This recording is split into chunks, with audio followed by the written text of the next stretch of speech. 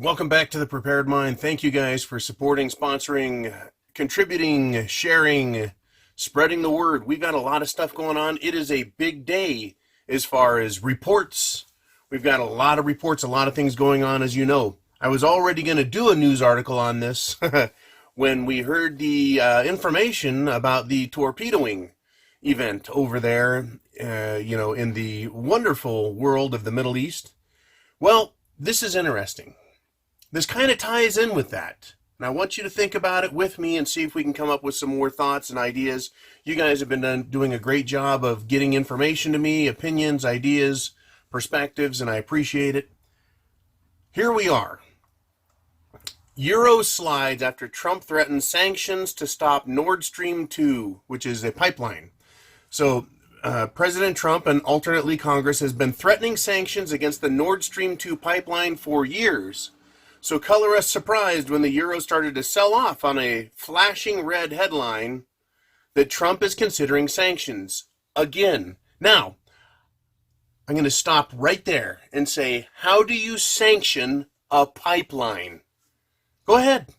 A pipeline. Imagine a pipeline running through your yard, and you're going to sanction a pipeline.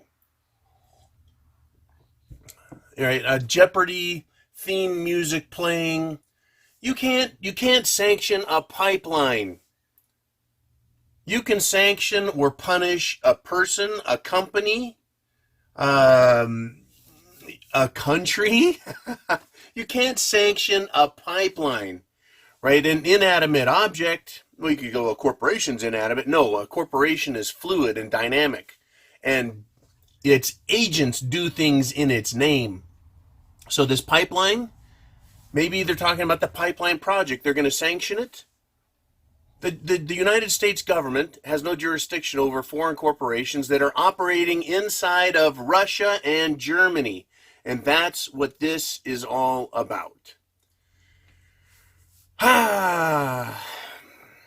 Europe has imperial ambitions of its own, and Nord Stream 2 is a very important part of that. These ambitions, however, are not in line with those in the U.S., particularly under the leadership of Donald Trump. So guess what? This is about imperialism in Europe. This is about energy.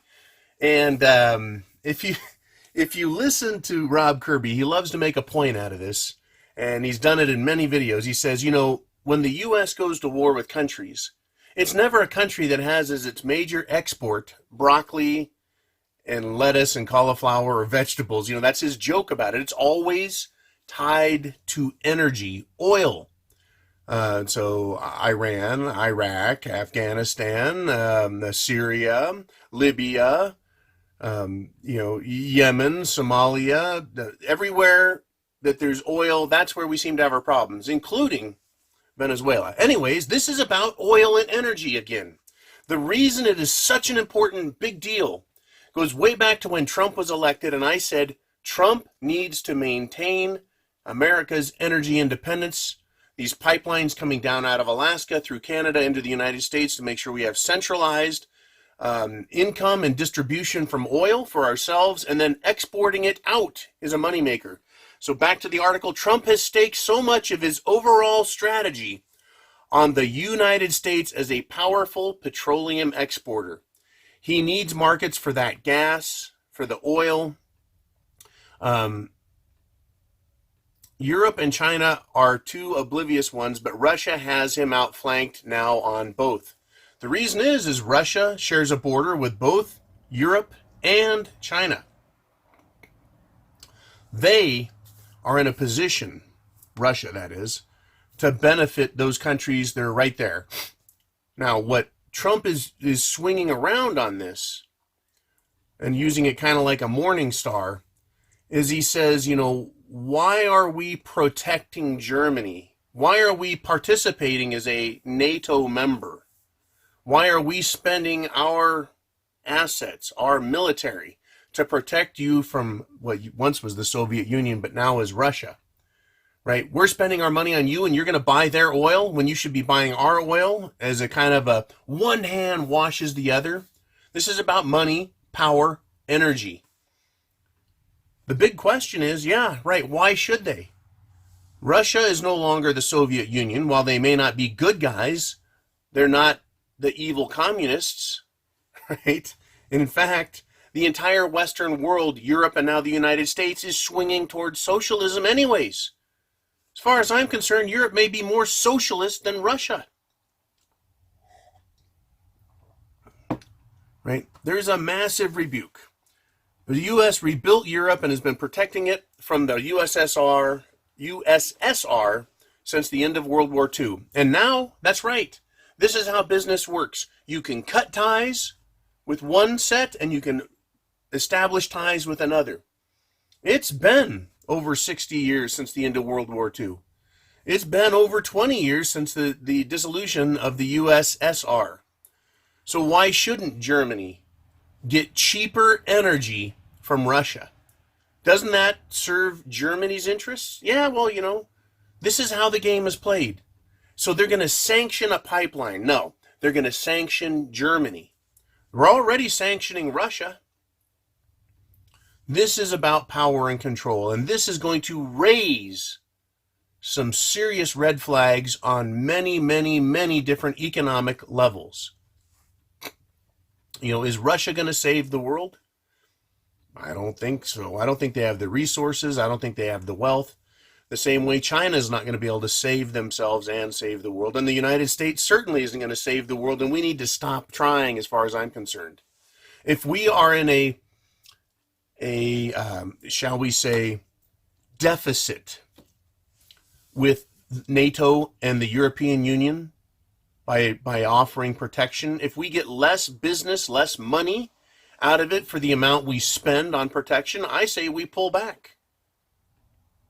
And literally, seriously, how long would it take to move our Navy back into place and move an Army back into place? But close bases, pull people out of there, save our wealth for ourselves if they're costing us more. Right, we're going to go into an economic recession/depression. According to all of the non-mainstream experts that I read, they say we're heading into it. Shouldn't we start saving some money now? Doesn't that make the most sense? Instead of continuing headlong into insanity by doing the same exact things we've done all along, which have done nothing but indebt us and cause war and strife and conflict. How about time to change the mentality? Now, I know that's impossible with the military-industrial complex, with the monetary, finance, banking complexes. They don't want to let this go. The only way to stop Germany and Russia from doing what they're doing is to sanction them, and sanctioning them is economic warfare. It might be warfare light, but it's warfare nonetheless. You're punishing them, right? There's sanctions, and then there's fair and balanced trade, and then there's free trade, which goes so far that it allows corporations to run amok. I'm not a big free trade guy based on that, because they're not looking out for national interests. They're looking out for corporate interests. That's what free trade is about. It's not about the United States. It's about corporations and corporations around the world. Be that as it may, back to this thing. You can't sanction a pipeline. So they're kind of whitewashing this, or they're kind of putting some rose and pastel colors around the portrait to kind of soften the edges. What we're looking at is an economic downturn. Germany's already facing it. The EU is facing it. That's why they need cheaper energy. And they'll give up the United States in order to save what economy they have, at the risk and peril of Russia fucking them over. I mean, what's Russia going to do? Invade Germany? Well, they could, I guess.